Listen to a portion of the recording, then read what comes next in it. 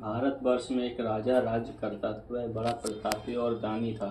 वह नित्य गरीबों ब्राह्मणों की सेवा किया करता था। यह बात उसकी रानी को अच्छी नहीं लगती थी। वह ना गरीबों को दान देती थी, ना ही भगवान का पूजन करती थी। राजा को भी दान देने से मना किया करती थी। एक दिन राजा शिकार खेलने वन को गए हुए थे तो रानी महल में अकेली थी। उसी समय बृहस्पतिदेव साधु का वेश धारण कर महल में आए और भिक्षा के लिए गए और भिक्षा मांगी। रानी ने भिक्षा देने से इनकार किया और हे साधु महाराज, मैं दान पुण्य से तंग आ गई हूँ।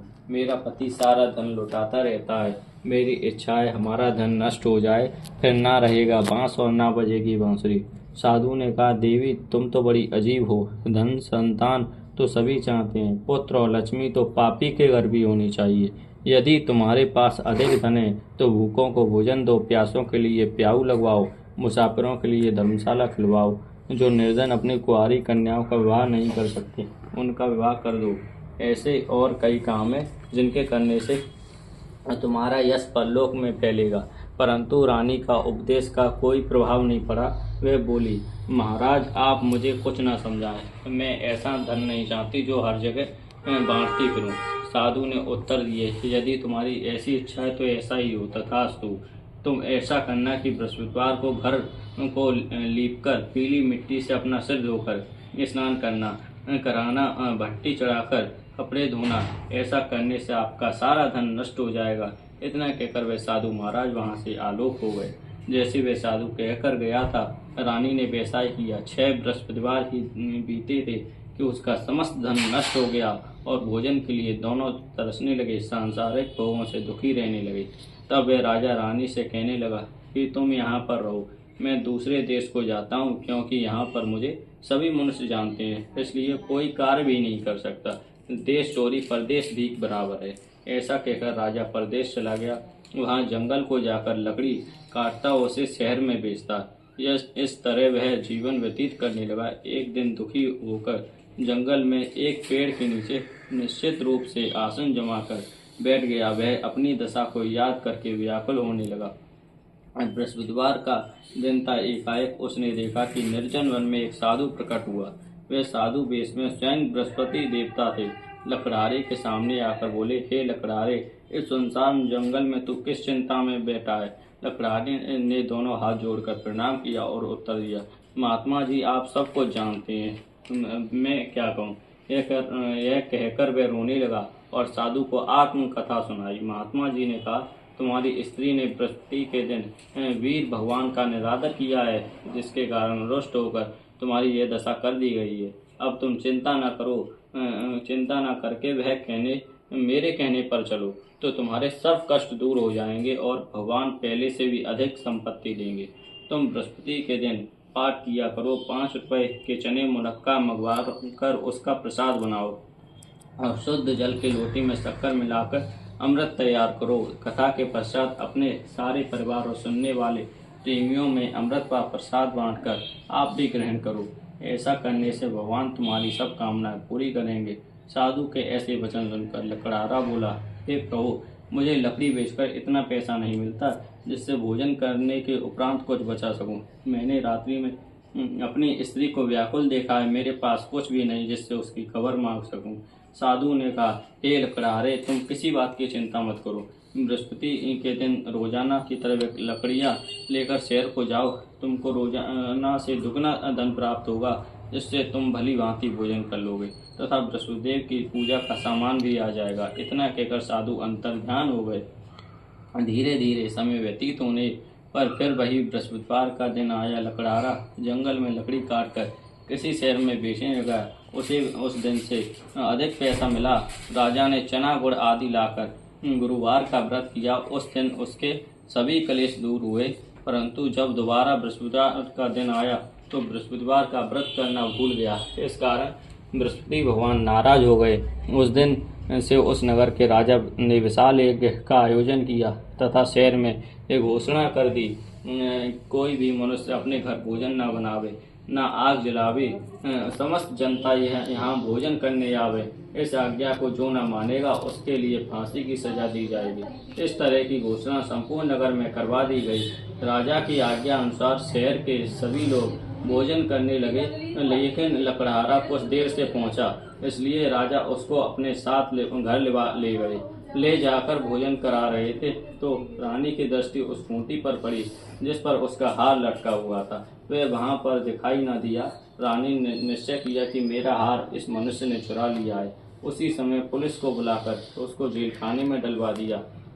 जब लकड़हारा जेल खाने में पड़ गया और वह दुखी होकर विचार करने लगा कि न जाने कौन से पूर्व जन्म के कर्म से मेरे लिए दुख प्राप्त हुआ है, और उसी साधु को याद करने लगा जो कि जंगल में मिला था।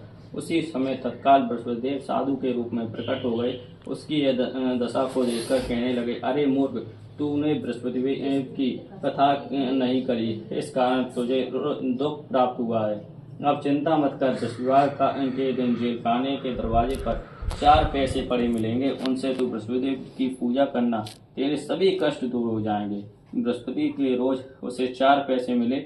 लकड़हारे ने कथा कही। उसी रात्रि को बृहस्पति के दिन उस नगर के राजा ने स्वप्न में कहा, हे राजा, तुमने जिस आदमी को जेल खाने में बंद किया है वह निर्दोष है, वह राजा है, उसे छोड़ देना। रानी का हार उसी खूंटी पर लटका है, अगर तू ऐसा नहीं करेगा तो मैं तेरे राज्य को नष्ट कर दूंगा। इस तरह रात्रि के स्वप्न को देखकर राजा प्रातःकाल उठा और खूंटी पर हार देखकर लकड़हारे को बुलाकर क्षमा मांगी तथा लकड़हारे को सुंदर योग्य आभूषण देकर विदा किया तथा बृहस्पतिदेव की आज्ञा अनुसार लकड़हारा अपने नगर को चल दिया।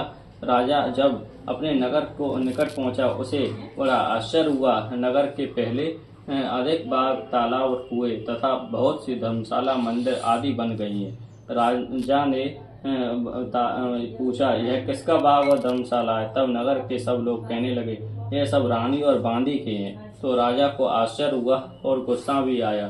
जब रानी ने यह खबर सुनी कि राजा आ रहे हैं तो उसने बांदी से कहा कि हे दासी, देख, राजा हमको कितनी बुरी हालत में छोड़ गए थे, हमारी ऐसी हालत देखकर लौट ना जाएं, इसलिए तू दरवाजे पर खड़ी हो जा। आज्ञा अनुसार दासी दरवाजे पर खड़ी हो गई। राजा आए तो उन्हें अपने साथ लिवा लाई। तब उन्होंने कहा, हमें यह सब धन बृहस्पतिदेव की इस व्रत के प्रभाव से प्राप्त हुआ। राजा ने निश्चय किया कि 7 रोज बाद तो सभी बृहस्पतिदेव की पूजा करते हैं, परंतु मैं रोजाना दिन में 3 बार कहानी किया करूंगा, रोज व्रत किया करूंगा। अब हर समय पर राजा दुपट्टे की चने की दाल बंधी रहती थी। 3 बार कहानी कहता। एक रोज राजा विचार किया कि चलो अपनी बहन के यहाँ वो आवे। इस तरह निश्चय कर राजा घोड़े पर सवार हो अपनी बहन के यहाँ पहुंचा। मार्ग में उसने उसे देखा कि कुछ आदमी एक मुर्दे को लिए जा रहे हैं। उन्हें रोककर राजा कहने लगा, अरे भाइयों, मेरी बृहस्पतिदेव की कथा सुन लो। वे बोले, लो, हमारा तो आदमी मर गया है, इसको अपनी कथा की पड़ी है। परंतु कुछ आदमी बोले, अच्छा कहो, हम तुम्हारी कथा भी सुनेंगे। राजा ने दाल निकाली और जब कथा आदि हुई कि मुर्दा हिलने लगा, और जब कथा समाप्त हो गई तो राम राम करके मनुष्य खड़ा हो गया। उसे आगे मार्ग में एक किसान खेत में हल चलाता मिला। राजा ने उसे देखा तो उससे बोला, अरे भैया, तुम मेरी बृहस्पतिदेव की कथा सुन लो। किसान बोला, जब तक मैं तेरी कथा सुनूंगा तब तक 4 अरैया जोत लूंगा, या अपनी कथा किसी और को सुनाना। इस तरह राजा आगे चलने लगा। राजा के हटते ही बैल पछाड़ खाकर गिर गए। उसे पेट में बड़ी जोर से दर्द होने लगा।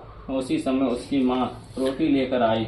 उसने जब यह देखा तो अपने पुत्र से सवाल पूछा और बेटे ने सभी हाल कह दिया। तो बुढ़िया दौड़ी दौड़ी उस घुड़सवार के पास गई और उससे बोली, मैं तेरी कथा सुनूंगी, तू अपनी कथा कहकर मेरे खेत पर चलकर ही कहना। राजा ने बुढ़िया के खेत में पर जाकर कथा कही, जिसके सुनते ही बैल उठ खड़े हुए तथा किसान के पेट का दर्द बंद हो गया। राजा अपनी बहन के घर पहुंचा। बहन ने भाई की खूब मेहमानी की। दूसरे दिन प्रातःकाल राजा जगा तो वह देखने लगा कि सब लोग भोजन कर रहे हैं। राजा ने अपनी बहन से पूछा कि ऐसा कोई मनुष्य है जिसने भोजन नहीं किया हो, मेरे बृहस्पतिदेव की कथा सुन ले। बहन ने, हे भैया, यह देश ऐसा ही है, यहाँ लोग भोजन करते हैं, बाद में कुछ अन्य काम करते हैं। भोजन करते हैं, बाद में अन्य काम करते हैं। अगर कोई पड़ोस में हो तो देख आऊं। वह ऐसा कहकर देखने चली गई, परंतु उसे ऐसा कोई मनुष्य नहीं मिला जिसने भोजन ना किया हो। अतः एक कुमार के घर गई। इसका लड़का बीमार था। उसे मालूम हुआ कि उनके यहाँ 3 दिन से भोजन नहीं बना है। रानी ने अपने भाई की कथा सुनने के लिए कुमार से कहा। वह तैयार हो गया। राजा ने जाकर वसुदेव की कथा कही, जिसको सुनकर उसका लड़का ठीक हो गया तो राजा की प्रशंसा होने लगी। एक रोज राजा बहन से कहा कि हे बहन, अब हम अपने घर को जाएंगे, तुम भी तैयार हो जाओ। राजा की बहन ने अपनी सास से कहा। सास ने कहा, हाँ चली जा, परंतु अपने लड़कों को मत ले जाना, क्योंकि तेरे भाई को कोई औलाद नहीं है। बहन ने अपने भाई से कहा, अरे भैया, मैं तो चलूंगी, परंतु कोई बालक नहीं जाएगा। राजा बोला, जब कोई बालक नहीं चलेगा तब तुम क्या करोगी। बड़े दुखी मन से राजा अपने नगर को लौट आया। राजा ने अपनी रानी से कहा, हम निर्वंशी राजा हैं, हमारा मुंह देखने का धर्म नहीं है और कुछ भोजन आदि नहीं किया। रानी बोली, हे प्रभु, वसुदेव ने हमें सब कुछ दिया है, हमें औलाद भी अवश्य देंगे। उसी रात को वसुदेव ने राजा को स्वप्न में कहा, हे राजा, उठ, सभी सोच त्याग दे, तेरी रानी गर्भ से है। राजा की ये बात सुनकर बड़ी खुशी हुई। 9वें महीने उसके गर्भ से एक सुंदर पुत्र पैदा हुआ। तब राजा बोला, हे रानी, स्त्री बिना भोजन के रह सकती है, बिना कहीं नहीं रह सकती। जब मेरी बहन आवे तुम उसको कुछ कहना मत। रानी ने सुनकर हाँ कर दिया। जब राजा की बहन ने यह शुभ समाचार सुना तो वह बहुत खुश हुई तथा बधाई लेकर अपने भाई के यहाँ आई। तभी रानी ने कहा कि घोड़ा चढ़कर तो नहीं आई, गधा चढ़ी आई। राजा की बहन बोली, भाभी, मैं इस प्रकार न कहती तो तुम्हें औलाद कैसे मिलती। राजा की बहन बोली, कैसे मिलती, वसुदेव ऐसे ही हैं, जैसी जिसके मन में कामनाएं हैं सभी पूर्ण करते हैं। जो सद्भावना पूर्वक वसुदेव की व्रत करता है एवं कथा पढ़ता है अथवा सुनता है, वसुदेव उसकी प्रार्थना मनोकामना पूर्ण करते हैं। भगवान वसुदेव उसकी सदैव रक्षा करते हैं। संसार में सद्भावना से भगवान का पूजा मनन करके, सच्चे हृदय से उनका मनन करके जय जयकार बोलना चाहिए।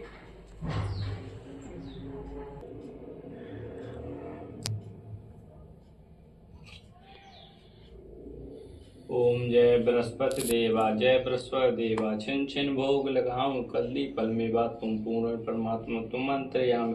जगत पिता जगदीश्वर तुम सबके स्वामी, शरणामि निर्मल सब पात घरता। सकल मनोरथ दाय कृपा करो भरता।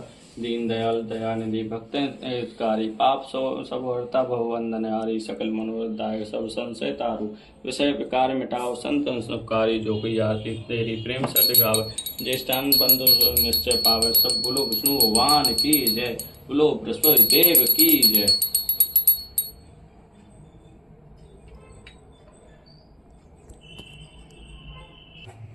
बोले मेरे चैनल को सब्सक्राइब करें, लाइक करें एंड कमेंट करें। बेल आइकन को दबाना ना भूलें। मेरी की गई इस कथा को ध्यान से सुनें, आपके सभी कष्ट दूर हो जाएंगे।